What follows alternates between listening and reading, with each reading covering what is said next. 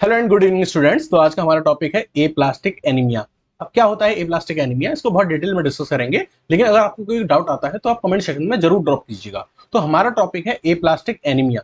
तो ए plastic anaemia को समझने से पहले आपको ये पता होना चाहिए एनीमिया क्या होता है। तो एनीमिया हमने बताया, एनीमिया होता है अगर आपके ब्लड में जो आरबीसी सेल होती है, रेड ब्लड सेल्स जो होती है, अगर इनका काउंट या इनका नंबर अगर एबनॉर्मली डिक्रीज कर जाता है तो इस कंडीशन को हम क्या बोलते हैं? एनीमिया बोलते हैं। क्या बोलते हैं? एनीमिया बोलते हैं।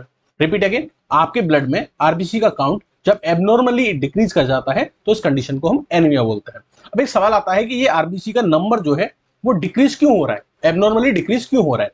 तो देखो, आपको पता है आपकी जो ब्लड सेल्स होती हैं, चाहे वो आरबीसी हो, चाहे वो डब्ल्यूबीसी हो, चाहे प्लेटलेट्स हो, इनका फॉर्मेशन और डिस्ट्रक्शन दोनों चलता रहता है। ठीक है, फॉर्मेशन और डिस्ट्रक्शन चलता रहता है आपकी बॉडी में। अगर मान लीजिए इस आरबीसी का फॉर्मेशन तो कम होने लगी, यानी बनती तो कम है, और डिस्ट्रक्शन ज्यादा होने लगी, यानी टूट ज्यादा रही है, डिस्ट्रक्शन ज्यादा हो रहा है लेकिन फॉर्मेशन कम हो रहा है। ये रीजन हो सकता है आरबीसी कम होने का। तो पहला रीजन क्या है कि डिस्ट्रक्शन ज्यादा है, आरबीसी का जो ब्रेक डाउन है वो क्या है? ज्यादा, कि आरबीसी ब्रेक ज्यादा कर रही है। दूसरा रीजन क्या हो सकता है? डिक्रीज फॉर्मेशन, कि जो फॉर्मेशन है वो क्या है? कम हो गया है। क्यों फॉर्मेशन क्यों कम हो गया है? क्योंकि बोन मैरो डिफेक्ट है। आपकी जितनी भी ब्लड सेल्स हैं चाहे वो आरबीसी हो, चाहे वो डब्ल्यूबीसी हो, चाहे वो प्लेटलेट्स हो, सारी ब्लड सेल्स जो होती हैं वो कहां बनती हैं? बोन मैरो के अंदर बनती है। कहां बनती है? बोन मैरो के अंदर बनती है। तो बोन मैरो में कोई डिफेक्ट आ गया जिसकी वजह से फॉर्मेशन क्या है वो कम हो गया है। तो या तो डिस्ट्रक्शन ज्यादा है या फॉर्मेशन कम है, इसकी वजह से आरबीसी का काउंट डिक्रीज हो सकता है। एक और रीजन हो सकता है ब्लड लॉस। आपको कोई एक्सीडेंट या इंजरी हुई है, कोई ट्रॉमा हुआ है, उसकी वजह से आपका ब्लड लॉस हो गया, तो उसकी वजह से आरबीसी का काउंट डिक्रीज हो गया। एक एक करके इनको डिटेल में डिस्कस करते हैं। आरबीसी का डिस्ट्रक्शन कब होता है? जब आपको कोई बीमारी हो, और वो बीमारी कैसी हो सकती है? हेरिडिटरी हो सकती है, यानी पर्सन उस बीमारी के साथ पैदा हुआ हो, या फिर ऐसा हो सकता है वो बीमारी उसको पैदा होने के बाद हुई हो, यानी एक्वायर्ड डिसीज हो।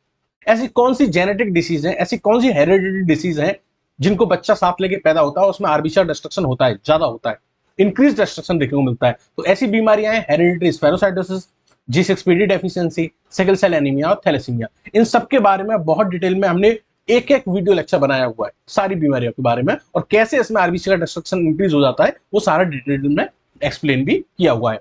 अच्छा, कुछ एक्वायर्ड केसेस है, कुछ एक्वायर्ड बीमारी है जिनमें आरबीसी का डिस्ट्रक्शन बढ़ जाता है, जैसे कि ऑटो इम्यून हीमोलिटिक एनीमिया। इसमें क्या होता है? एंटीबॉडी बन जाती है आरबीसी के खिलाफ, आरबीसी टूटने लग जाती है। एक है पैराडॉक्सिमल नॉक्टर्नल हीमोग्लोबिनूरिया। ठीक है, इसमें क्या होता है कि हमारी जो आरबीसी है उसके सरफेस पे दो गार्ड बैठे हुए होते हैं, वो गार्ड एब्सेंट हो जाते हैं। इसमें भी क्या है? ये जेनेटिक डिसऑर्डर है, लेकिन ये सोमेटिक है, पैदा होने के बाद ये डिफेक्ट आता है बच्चे के अंदर। तो यहाँ भी क्या है? आरबीसी के सरफेस पे दो गार्ड बैठे होते हैं, CD55 और CD59, ये दोनों एब्सेंट हो जाते हैं तो आरबीसी डिस्ट्रॉय हो जाती है। ठीक है, इसके बारे में भी बहुत डिटेल लेक्चर हमने शूट कर रखा है। ठीक है, आप देख सकते हैं। तो ये कैसी बीमारियां हैं जो बंदे को पैदा होने के बाद होती हैं और इसमें आरबीसी का डिस्ट्रक्शन बढ़ जाता है? ऐसी एक बीमारी है माइक्रो एंजियोपैथिक हीमोलिटिक एनीमिया। इसमें क्या होता है कि जो ब्लड वेजल्स होती हैं उनके अंदर बीच में क्लॉट बन जाते हैं, आरबीसी फ्लो करके आती है, टकराती है और टूट जाती है। तो इन सब के बारे में हमने डिटेल वीडियो बना रखे हैं। हमने यहाँ तो आपको मोटा मोटी समझाना है कि आरबीसी के कम होने का रीजन या एनीमिया होने का जो रीजन है वो क्या हो सकता है? जेनेटिक हो सकता है या एक्वायर्ड हो सकता है, तो जिसकी वजह से आरबीसी टूटती है। तो ये तो बात हुई थी टूटने की, कि आरबीसी टूट जा रही है, उनका डिस्ट्रक्शन ज्यादा हो रहा है। एक और केस हो सकता है जहां फॉर्मेशन कम हो रहा हो। फॉर्मेशन कम कहां केस कब होगा? जब बोन मैरो डिफेक्ट होगा, बोन मैरो आपका नहीं बना रहे। अब देखो, बोन मैरो के अंदर हमारी सेल्स होती हैं, इनको बोलते हैं स्टेम सेल्स। क्या बोलते हैं? बोन मैरो के अंदर स्टेम सेल्स होती हैं जो क्या बनाती हैं? ब्लड सेल्स को बनाती हैं, यानी आरबीसी डब्ल्यूबीसी प्लेटलेट्स को बनाती हैं। तो अगर इन स्टेम सेल्स में डिफेक्ट हो जाए, इन स्टेम सेल्स में डिफेक्ट हो जाए तो आपकी आरबीसी डब्ल्यूबीसी प्लेटलेट नहीं बनेंगी, और इसी कंडीशन को हम बोलेंगे ए प्लास्टिक एनीमिया, जिसको हम डिटेल में डिस्कस करने जा रहे हैं। इतनी जो कहानी बताई है ना, वो यही समझाने के लिए बताई है कि हम पढ़ने क्या जा रहे हैं आखिर। तो डिक्रीज इन फॉर्मेशन कब होता है? जब आपकी स्टेम सेल्स में डिफेक्ट आ जाए, बोन मैरो के अंदर जो स्टेम सेल्स है उनके अंदर डिफेक्ट आ जाए, इसको हम ए प्लास्टिक एनीमिया बोलते हैं। और कौन कौन से केसेस हैं जिसमें डिक्रीज फॉर्मेशन देखने को मिलता है? न्यूक्लियर मैचुरेशन डिफेक्ट, यानी कि स्टेम सेल्स जो ब्लड सेल्स बना रही हैं, स्टेम सेल्स जो ब्लड सेल्स बना रही हैं, इनका जो न्यूक्लियस है वो प्रॉपर्ली मैच्योर नहीं कर पा रहा है, न्यूक्लियस के अंदर मैच्योरेशन नहीं हो पा रहा है।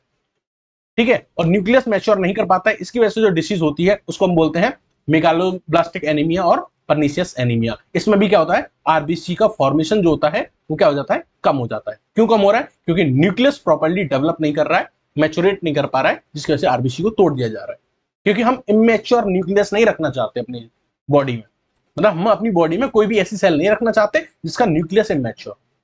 और कौन कौन से डिफेक्ट हो सकते हैं, साइटोप्लाज्मिक डिफेक्ट हो रहा है, यानी जो आरबीसी बन रही है उनके अंदर साइटोप्लाज्मिक डिफेक्ट है। अब वो साइटोप्लाज्म होता क्या है, एक अगर आप मैच्योर आरबीसी के बारे में बात करो तो मैच्योर आरबीसी के साइटोप्लाज्म में सिर्फ हीमोग्लोबिन होता है, बाकी सबको तो निकाल के फेंक देता है ना, क्योंकि इसको ज्यादा से ज्यादा हीमोग्लोबिन एक्यूमुलेट करना है अपने अंदर।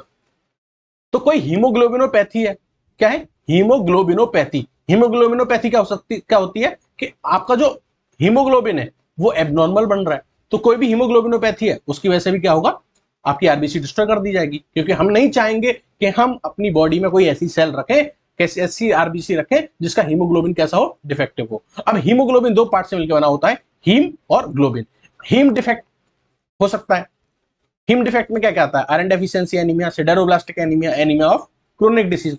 ग्लोबिन, ग्लोबिन वाला जो पार्ट है हीमोग्लोबिन में, उसमें डिफेक्ट हो सकता है, इसमें आता है सिकल सेल एनीमिया और थैलेसीमिया। इन सब के बारे में भी हमने डिटेल में एक एक वीडियो लेक्चर, हर बीमारी के बारे में एक एक डिटेल लेक्चर बना रखा है, अब चाहे तो पीछे जाकर उसको देख सकते हैं। ठीक है, और तीसरा रीजन क्या था, ब्लड लॉस। ब्लड लॉस कब हो सकता है, कोई एक्सीडेंट हुआ हो, कोई इंजरी हुई हो, या पर्सन की कोई सर्जरी हुई है, या पर्सन की पेप्टिक अल्सर है, पेट में अल्सर है जिसकी वजह से प्रॉपर्ली उसको फीसिस में ब्लड आ रहा है, हैवी मेंसेस हो रहे हैं किसी भी फीमेल के अंदर, इंटरनल ब्लीडिंग हो रही है, कोई इंटरनल आपकी जो आर्टरी है या वेन है वो रप्चर हो गई है, या कोई इन्फेक्शन है जिसकी वजह से क्या हो रही है, ब्लीडिंग हो रही है, और कंटिन्यूअसली क्या हो रहा है, परसिस्टेंटली ब्लड लॉस हो रहा है। ये जो इतनी कहानी बताई है ना तुम्हें कॉज की, वो तुम्हें ये समझाने के लिए बताई है कि हम एप्लास्टिक एनीमिया पढ़ने जा रहे हैं। एप्लास्टिक एनीमिया में क्या होता है कि आपकी जो आरबीसी है उनका वो कम हो जाती है, आपके ब्लड में आरबीसी कम हो जाती है। कम क्यों हो जाती है, क्योंकि उनका फॉर्मेशन कम हो गया है। फॉर्मेशन क्यों कम हो गया है, क्योंकि बोन मैरो में डिफेक्ट है। बोन मैरो में भी कहां डिफेक्ट है, स्टेम सेल्स के अंदर डिफेक्ट है। स्टेम सेल्स वो सेल्स होती हैं जो हमारी सारी ब्लड सेल्स को बनाती हैं, उनके अंदर जब डिफेक्ट होता है तो इस बीमारी को बोलते हैं एप्लास्टिक एनीमिया। बात समझ आ रही है, मुद्दा समझ आया हम क्या पढ़ने जा रहे हैं। चलो तो अब अपने असली मुद्दे पे आई जाते हैं। फिर अब हम आ जाते हैं एप्लास्टिक एनीमिया पे, जो कि हमारा मेन टॉपिक है। एप्लास्टिक, एप्लास्टिक का क्या मतलब होता है, फेलियर ऑफ फंक्शन, कि कोई है जो अपना फंक्शन प्रॉपर्ली परफॉर्म नहीं कर रहा है। कौन है यहाँ पे, वो है बोन मैरो। बोन मैरो अपना फंक्शन प्रॉपर्ली फंक्शन नहीं कर रहा है, जिसकी वजह से क्या आ रहा है, बोन मैरो डिफेक्ट आ रहा है, यानी कि एप्लेशिया ऑफ बोन मैरो हो रहा है। जब बोन मैरो में डिफेक्ट आ रहा है तो क्या हो रहा है, बोन मैरो का जो काम था ब्लड सेल्स को बनाने का, ब्लड सेल फॉर्मेशन का, वो नहीं कर पा। यानी कि मैं आपको मोटा मोटी बताना चाहूं, ये आपका बोन मैरो है। बोन मैरो के अंदर सेल्स होती हैं हेमेटोपोइटिक स्टेम सेल्स। कौन सी सेल्स होती हैं, हेमेटोपोइटिक स्टेम सेल्स। ठीक है, इनका काम क्या होता है, इनका काम होता है ब्लड सेल्स को बनाना, यानी कि आरबीसी, डब्ल्यूबीसी, प्लेटलेट्स, इनको बनाने का काम किसका होता है, हेमेटोपोइटिक स्टेम सेल्स का काम होता है। ठीक है, और ये कहां प्रेजेंट होती है, बोन मैरो में। अच्छा, बोन मैरो में क्या आता है, डिफेक्ट आता है, और बोन मैरो में डिफेक्ट यानी कि इन स्टेम सेल्स में, इन स्टेम सेल्स में क्या आ रहा है, डिफेक्ट आ रहा है, और इनमें डिफेक्ट आएगा तो आपकी आरबीसी, डब्ल्यूबीसी, प्लेटलेट्स नहीं बनेगी। ठीक है, आरबीसी अगर बनना कम हो जाती है तो इस कंडीशन को क्या बोलते हैं, एनीमिया बोलते हैं। डब्ल्यूबीसी अगर कम हो जाती है तो हम इसको बोलते हैं ल्यूकोपीनिया। क्या बोलते हैं, ल्यूकोपीनिया। और प्लेटलेट्स अगर कम हो जाती हैं तो इस कंडीशन को हम बोलते हैं थ्रोम्बोसाइटोपिनिया। क्या बोलते हैं, थ्रोम्बोसाइटोपिनिया। और जब ये तीनों कम हो जाते हैं, ये तीनों जब अगर कम हो जाते हैं तो इस कंडीशन को हम बोलते हैं पेनसाइटोपिनिया। क्या बोलते हैं, पेनसाइटोपिनिया। बात समझ में आई कि नहीं आई। ठीक है, तो इसमें क्या होगा, क्योंकि स्टेम सेल्स में डिफेक्ट हो रहा है तो आरबीसी, डब्ल्यूबीसी, प्लेटलेट तीनों नहीं बनेंगी, और तीनों नहीं बनेंगी तो तीनों ही क्या हो जाएंगी, कम हो जाएंगी। और जब तीनों कम हो जाएंगी तो कंडीशन कौन सी हो जाएगी, पेनसाइटोपिनिया। तो बेसिकली एप्लास्टिक एनीमिया में क्या होता है, आपका बोन मैरो फेल कर जाता है, जिसकी वजह से आपकी adequate number of blood cells नहीं बनती हैं, यानी आरबीसी, डब्ल्यूबीसी, प्लेटलेट्स कम हो जाती हैं। आरबीसी कम होती है तो एनीमिया, डब्ल्यूबीसी कम होती है तो ल्यूकोपीनिया, और प्लेटलेट्स कम होती है तो थ्रोम्बोसाइटोपिनिया। और तीनों को मिला के क्या बोलते हैं, पेनसाइटोपिनिया। तो यानी आपको क्या देखने को मिलता है, पेनसाइटोपिनिया देखने को मिल सकता है। ठीक है, इटियोलॉजी की बात करें, इटियोलॉजी मतलब कॉज। कॉज तो आपको पता ही है क्या है, बोन मैरो हाइपोसेलुलरिटी, यानी कि आपके बोन मैरो में डिफेक्ट आया।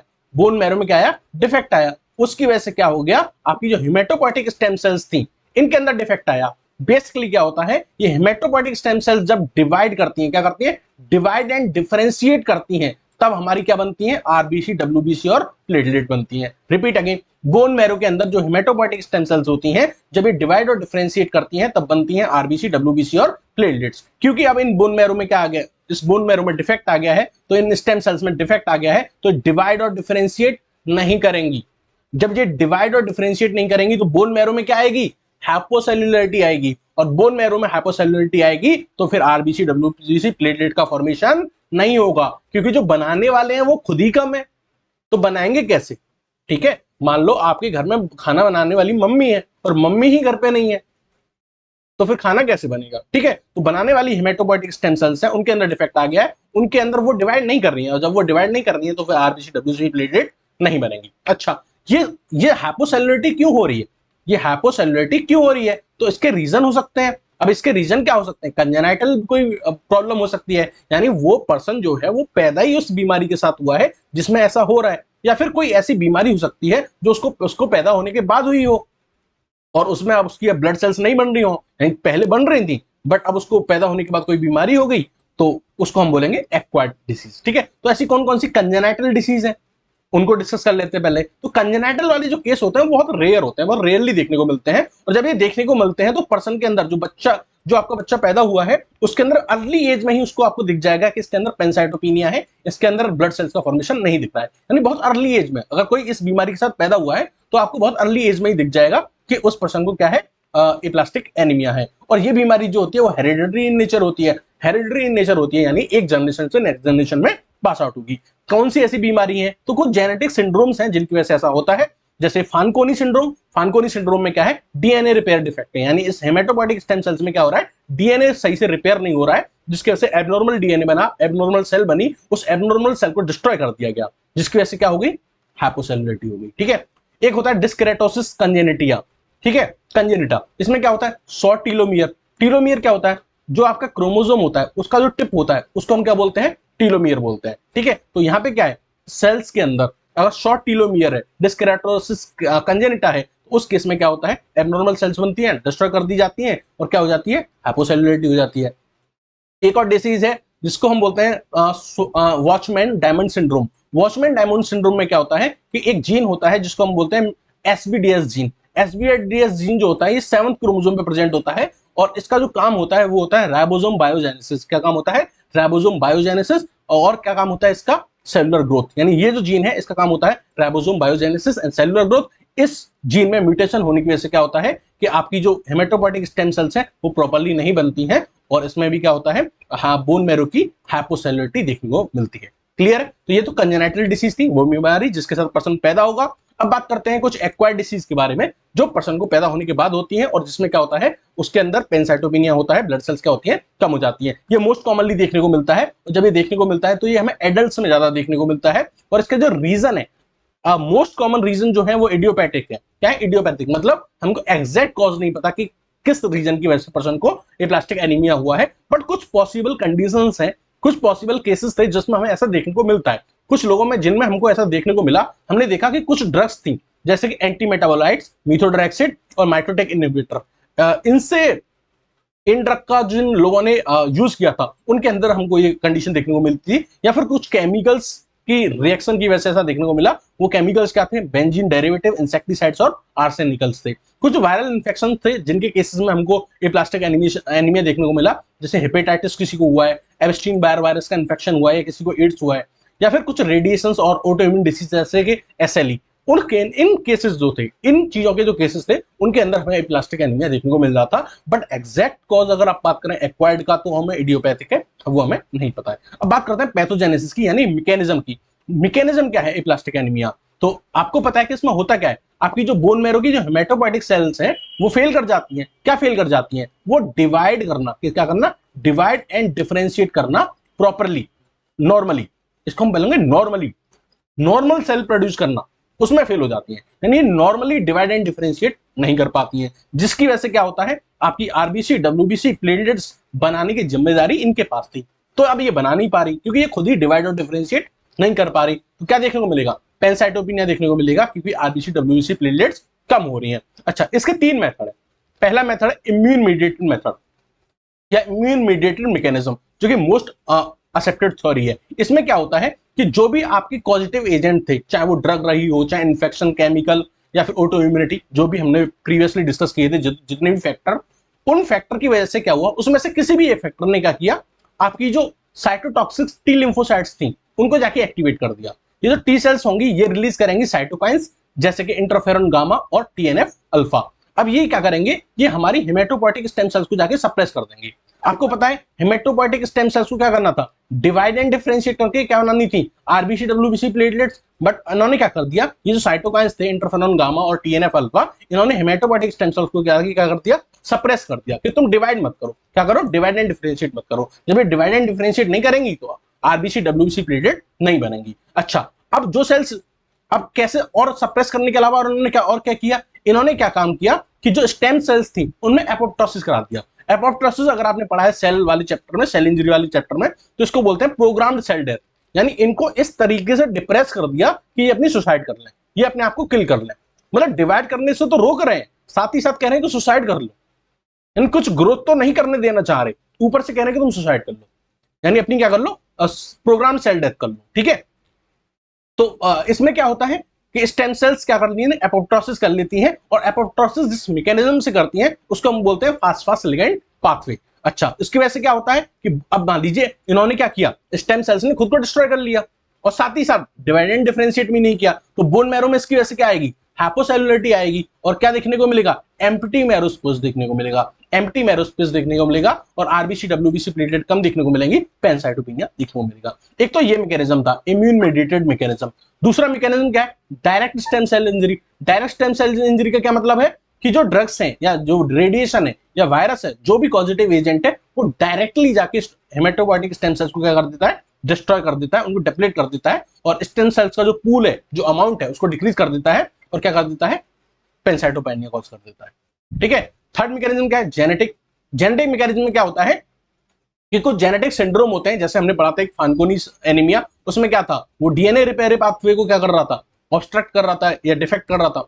तो डिफेक्ट होता है इन डीएनए रिपेयर पाथवे, तो उसकी वजह से क्या बनेगा, जो सेल्स बनेंगी, ठीक है, जो सेल्स बनेंगी, डिटेक्टिव सेल्स, ये गलत लिख दिया मैंने यहाँ पे, जो डेरिवेटिव सेल्स बोल सकते हैं आप यहाँ पे, ठीक है, या डिराइव्ड सेल बोल सकते हैं। तो जो सेल्स बनती हैं, अब जो सेल बनती हैं उनमें क्या है, डीएनए रिपेयर नहीं हो पाया, और डीएनए रिपेयर नहीं हो पाया तो एबनॉर्मल डीएनए बना। क्या बना, एबनॉर्मल डीएनए बना, और एबनॉर्मल डीएनए को हमारी सेल क्या कर देती है, एबनॉर्मल डीएनए वाली सेल को हमारी बॉडी डिस्ट्रॉय कर देती है। तो उसकी वजह से क्या हो जाता है कि हेमेटोपोइटिक स्टेम सेल्स कम हो जाती हैं। मोटा मोटी एक बात बताऊं इस वाले में क्या होता है कि फानकोनी एनीमिया में क्या होता है कि जो डीएनए रिपेयर पाथवे होता है, इसमें डिफेक्ट हो जाता है। डीएनए रिपेयर पाथवे में डिफेक्ट हो जाएगा तो हमारा डीएनए रिपेयर नहीं होगा। डीएनए रिपेयर नहीं होगा तो कैसा होगा, एबनॉर्मल डीएनए होगा, और कोई भी ऐसी सेल जिसके पास एबनॉर्मल डीएनए है उसको हमारी बॉडी बर्दाश्त नहीं करेगी, उसको क्या कर देगी, डिस्ट्रॉय कर देगी, मैक्रोफेजेस के द्वारा और बाकी अदर इम्यून सेल के द्वारा। तो ऐसी हेमेटोपोइटिक स्टेम सेल्स डिस्ट्रॉय हो जाएंगी, और जब सारी की सारी डिस्ट्रॉय हो जाएंगी तो क्या हो जाएगा, पैनसाइटोपिनिया हो जाएगा, स्टेम सेल फेल्योर हो जाएगा। ठीक है, अच्छा अब बात करते हैं क्लिनिकल फीचर के बारे में कि किसी पर्सन को क्या है, एप्लास्टिक एनीमिया है, तो आपको कैसे पता चलेगा, क्लिनिकल फीचर क्या है। तो आपको सही मेन बात यह है कि पैनसाइटोपिनिया देखने को मिलेगा, उसके अंदर एनीमिया देखने को मिलेगा, ल्यूकोपिनिया देखने को मिलेगा, और थ्रोम्बोसाइटोपिनिया देखने को मिलेगा। यानी आरबीसी कम, डब्ल्यूबीसी कम, और क्या, प्लेटलेट्स भी कम। जब आपकी सीबीसी कराओगे तो सीबीसी में क्या देखने को मिल रहा है आपको, pancytopenia, decrease RBC WBC and platelet. साथ ही साथ आरबीसी, अगर आप हीमोग्लोबिन चेक करोगे तो 10 से कम आएगा, डब्ल्यूबीसी 4000 से कम आएंगी, और प्लेटलेट्स 1 लाख से कम आएंगी। ठीक है, अच्छा बोन मैरो एस्पिरेट देखोगे, बोन मैरो सिरिंज के थ्रू उसका बोन मैरो निकालोगे, ड्राई टैप, कुछ नहीं निकल के आएगा, क्योंकि क्या है, एम्प्टी बोन मैरो स्पेस है। ठीक है, बोन मैरो फेलियर हो चुका है, एम्प्टी बोन मैरो स्पेस है। अच्छा, फिर आपने क्या किया, पहले तो आपने सिरिंज से एस्पिरेट किया, बायोप्सी में क्या कर रहे हैं, आप टिश्यू निकाल रहे हैं। जब आप टिश्यू निकाल के उसको माइक्रोस्कोप के अंदर इन्वेस्टिगेट करते हो, ये जो बोन मैरो बायोप्सी है ना, ये एप्लास्टिक एनीमिया के केस में क्या है, इन्वेस्टिगेशन ऑफ चॉइस है। तो आपने बोन मैरो बायोप्सी की, बोन मैरो का टिश्यू निकाला, अंदर से सैंपल निकाला टिश्यू का, और जब आपने उसको माइक्रोस्कोप के अंदर लगा के देखा तो आपने देखा कि वहां तो सेल है ही नहीं, बोन मैरो वाली सेल्स है ही नहीं, खत्म है। ठीक है, क्या क्या है फिर वहां पे, फैट ही फैट है। तो अगर आप यहाँ पे देख पा रहे हो तो ये बहुत कम सेल्स हैं, ये जो ब्लू ब्लू है बहुत कम सेल्स हैं, ये जो व्हाइट व्हाइट है क्या फैट है, क्या है, फैट है। सेल्स तो बहुत कम है, बीच बीच में थोड़ा थोड़ा जो ब्लू दिख रहा है वो सेल्स है, बाकी क्या है यहाँ पे, मोस्टली फैटी फैट। ठीक है, तो और एक बात आपको इंपॉर्टेंट ध्यान रखनी है कि एप्लास्टिक एनीमिया वाले केस में स्प्लेनोमेगली नहीं होती है। ठीक ठीक है, सिर्फ क्या होता है, बोन मैरो डिफेक्ट होता है। अगर हम ट्रीटमेंट की बात करें तो पहले तो भाई जो रीजन है, जो बीमारी है जिसकी वजह से इसके होने के चांसेस हो रहे हैं, उसी को सही करो। या तो मान लो हेपेटाइटिस है, या एब्स्टीन बार वायरस का इन्फेक्शन है, या कोई भी और वायरल इन्फेक्शन है, एड्स है, तो जो आपकी बीमारी है मेन, उसको आप क्या करिए, सही करिए। सपोर्टिव केयर दीजिए, ब्लड ट्रांसफ्यूजन कीजिए और प्लेटलेट भी दीजिए। स्पेसिफिक ट्रीटमेंट क्या है कि आप बोन मैरो को स्टिमुलेट करिए एंड्रोजन्स की हेल्प से, कि वो क्या करे, आपका मतलब ज्यादा से ज्यादा सेल्स का प्रोडक्शन करे। इम्यूनोसप्रेसिव थेरेपी दीजिए, अगर आपका इम्यून सिस्टम उसको रोक के रखा हुआ है तो आप इम्यूनोसप्रेसिव थेरेपी दीजिए। ठीक है, बोन मैरो ट्रांसप्लांट कब करते हैं, जब कोई भी पर्सन 40 से कम एज का है, क्या है, लेस देन 40 एज का है, कोई यंग पर्सन है, उसके अंदर एप्लास्टिक एनीमिया देखने को मिला है, तो हम क्या करते हैं, उसकी फैमिली में से ही क्या करते हैं, बोन मैरो डोनर लेते हैं और बोन मैरो का क्या करते हैं, ट्रांसप्लांटेशन करते हैं। क्या कंडीशन है, तब हम उसको कंसीडर करेंगे कि एक सीवियर एप्लास्टिक एनीमिया है। तो सीवियर एप्लास्टिक एनीमिया की जो कंडीशन है वो ये है कि बोन मैरो सेलुलरिटी जो होगी वो क्या होगी, 25% से कम, यानी जितनी सेल्स बोन मैरो में होती हैं उसके 25% से भी कम उसके अंदर अभी प्रेजेंट है। साथ ही साथ इन तीनों में से कोई दो फीचर आपको एक साथ देखने को मिलते हैं। उसकी WBC आपको 500 से कम देखने को मिलती है, प्लेटलेट्स 20,000 से कम देखने को मिलती है, और RBC का जो CRC होता है, करेक्टेड रेटिकुलोसाइट काउंट होता है, वो आपको लेस देन 1% देखने को मिल रहा है। तो ये वो क्राइटेरिया है जहां आप क्या मानोगे कि हाँ ये प्लास्टिक एनीमिया क्या है, सीवियर है, इसमें हमें क्या करना चाहिए, बोन मैरो ट्रांसप्लांटेशन करना चाहिए। नेक्स्ट जो हम डिस्कस कर रहे हैं वो है PRCA, pure red cell aplasia. Pure red cell aplasia क्या होता है, ये एक कंडीशन होती है जिसमें आप ये देखते हैं कि आपका जो ब्लड है उसमें सिर्फ RBC कम है, सिर्फ RBC का काउंट कम है, WBC नॉर्मल है और प्लेटलेट्स भी नॉर्मल है। ठीक है, प्लेटलेट्स भी क्या है, नॉर्मल है, सिर्फ क्या कम है, RBC कम है। तो इस कंडीशन को हम बोलते हैं pure red aplasia. Only RBC count कम है, बाकी की सारी चीजें क्या है, नॉर्मल है। तो बेसिकली होता क्या है कि आपका जो बोन मैरो है इसके अंदर क्या होता है, हेमेटोपोएटिक स्टेम सेल्स। अब ये क्या करती हैं, ये RBC बनाती हैं, WBC बनाती हैं और प्लेटलेट बनाती हैं, क्या करके, डिवाइड एंड डिफरेंशिएट करके, क्या करके, डिवाइड एंड डिफरेंशिएट करके। तो ये वाला जो एलिमेंट था जो RBC को बना रहा था, इसको बोल रहे हैं इरेथ्रोइड एलिमेंट। ठीक है, इसमें कहीं दिक्कत आ गई, तो सिर्फ RBC नहीं बन रही है, बाकी सब बन रहे हैं। अच्छा, अब इसमें अगर आप पर्सन का सैंपल देखोगे, CBC देखोगे, तो आप देखोगे जितनी RBC बन रही हैं वो नॉर्मल शेप एंड साइज की हैं, उनके अंदर हीमोग्लोबिन भी क्या है, नॉर्मल है, बस उनका काउंट कम है, नंबर कम है। यानी आपको कैसा एनीमिया देखने को मिलता है, नॉर्मोसाइटिक नॉर्मोकोरोमिक एनीमिया देखने को मिलता है। साथ ही साथ जो RBC की जो प्रीकर्सर सेल्स होती हैं जिनको हम रेटिकुलोसाइट बोलते हैं, वो रेटिकुलोसाइट भी क्या होती हैं, कम देखने को मिलती हैं। इसका कॉज क्या है, इसका कॉज है, अगर हम कंजेनाइटल कॉज देखें तो वो होता है ब्लैक फैन डायमंड सिंड्रोम। इसमें क्या होता है, एक जीन होता है RPS19 जीन, इसमें म्यूटेशन हो जाता है जिसकी वजह से राइबोसोमल RNA प्रोसेसिंग नहीं हो पाती है, जिसकी वजह से प्योर रेड सेल एप्लीसिया देखने को मिलता है। कुछ एक्वायर्ड डिसीज हो सकती हैं जैसे थाइमोमा, थाइमस का ट्यूमर, उसमें ये बीमारी हमको देखने को मिलती है। क्रोनिक पार्वोबिन-19 इन्फेक्शन की वजह से भी हमको देखने को मिलता है प्योर रेड सेल एप्लीसिया। इसमें क्या होता है कि जो RBC होती है, RBC के सरफेस पे क्या होता है, P एंटीजन होता है, क्या होता है, P एंटीजन होता है। ठीक है, उससे ये वायरस है वो जाके अटैच हो जाता है। ठीक है, और क्या कर देता है, इस RBC पे इस ऐसे डॉग के ईयर लाइक एलिवेशन कह सकते हैं या फिर प्रोजेक्शन कह सकते हैं, वैसे प्रोड्यूस करा देता है। यानी जो पार्वोबिन-19 वायरस है वो RBC के सरफेस पे जो P एंटीजन होता है उसमें जाके बाइंड होता है और RBC के अंदर क्या करता है, ऐसे प्रोजेक्शन प्रोड्यूस कर देता है जैसे कि क्या हो, डॉग ईयर प्रोजेक्शन हो। यहां आप देख रहे हैं ये जो आप देख रहे हैं ये क्या है, डॉग ईयर प्रोजेक्शन, ये वाले ये ठीक है, डॉग ईयर प्रोजेक्शन देखने को मिलते हैं on the surface of RBC, ये इसकी पहचान है। अच्छा, अब लास्ट एक टॉपिक डिस्कस करते हैं जो है माइलोथिसिक एनीमिया। माइलोथिसिक एनीमिया जो होता है, इसमें क्या होता है, जैसे कि मान लीजिए ये आपका क्या है, बोन मैरो, क्या है, ये आपका बोन मैरो, और यहाँ पे क्या होनी चाहिए थी, हेमेटोपोएटिक स्टेम सेल्स होनी चाहिए थी। लेकिन आपके बोन मैरो, आपका जो बोन है, इस बोन के किसी टिश्यू में क्या हो गया, कैंसर हो गया, और इसने क्या किया, जगह घेर ली। यानी कि जो जगह हेमेटोपोएटिक स्टेम सेल्स को मिलनी थी उस जगह को किसने ऑक्युपाई कर लिया, इस बोन मैरो के किसी लीजन ने, इस बोन मैरो के किसी लीजन ने, किसी डिसीज ने या किसी आउटग्रोथ ने क्या कर लिया, उस जगह को घेर लिया। तो जो जगह हेमेटोपोएटिक स्टेम सेल्स की थी वो ऑक्युपाई हो गई। तो ये लीजन क्या कर रहा है, ये लीजन क्या कर रहा है, इन हेमेटोपोएटिक सेल्स की जो जगह को ऑक्युपाई करके इनको यहां से बाहर भेज रहा है, इनको यहां से क्या कर रहा है, एग्जिट कर रहा है। तो बेसिकली जो हेमेटोपोएटिक स्टेम सेल्स का स्पेस था वो ऑक्युपाई कर लिया जाता है किसी मेटास्टेटिक के द्वारा, यानी कि कैंसरस ग्रोथ के द्वारा या किसी ग्रैनुलोमा के द्वारा, किसी इन्फ्लेमेटरी इन्फेक्शन की वजह से। और क्या कर देता है, ये जो हेमेटोपोइटिक सेल्स थी इनको क्या कर देता है, बाहर निकाल देता है, किसमें, हमारे ब्लड में, बाहर निकाल के हमें किस में देखने को मिलता है, ब्लड में निकाल के फेंक देता है। तो आपको ब्लड में क्या देखने को मिलेगा, आपको आरबीसी, डब्ल्यूबीसी, प्लेटलेट्स बनाने वाली जो सेल्स है, हेमेटोपोइटिक स्टेम सेल्स, वही तो बनाती है इनको। अब ये सेल्स आपको कहां देखने को मिलेंगी, ब्लड में, ठीक है। तो इस आरबीसी, डब्ल्यूबीसी, प्लेटलेट को बनाने वाले जो प्रीकर्सर सेल्स थी, बेसिकली हेमेटोपोइटिक स्टेम सेल्स के से डिवीजन और डिफरेंशिएशन होते हैं। क्या होते हैं, डिवीजन और डिफरेंशिएशन होते हैं, तब आरबीसी, डब्ल्यूबीसी, प्लेटलेट बनती है। तो ये जो सेल्स हैं ये क्या है, प्रीकर्सर सेल्स हैं। तो प्रीकर्सर सेल्स हमको कहां देखने को मिलेंगी, ब्लड सैंपल में देखने को मिलेंगी, ठीक है। आप यहां देखो, देख रहे हो मैक्रोमेगाकैरियोसाइट देखने को मिल रही है, ठीक है, और छोटी छोटी आरबीसी देखने को मिल रही है, डब्ल्यूबीसी देखने को मिल रही है, ठीक है। तो ये क्या है, precursor of RBC, WBC and platelets, वो आपको देखने को मिलती है ब्लड सैंपल में, क्योंकि यहां से इनको निकाल के बाहर फेंक दिया।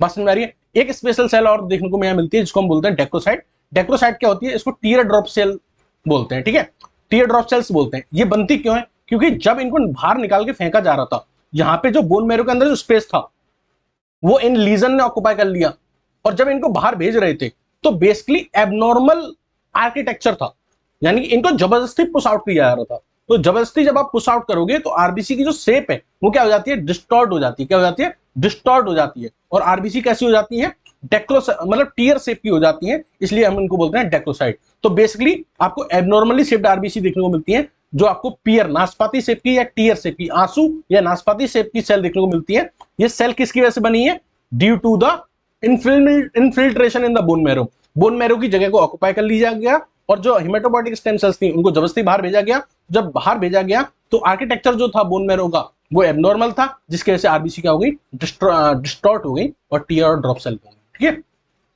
ये वीडियो लेक्चर आपको कैसा लगा कमेंट सेक्शन में बताइएगा। Thank you and have a nice day.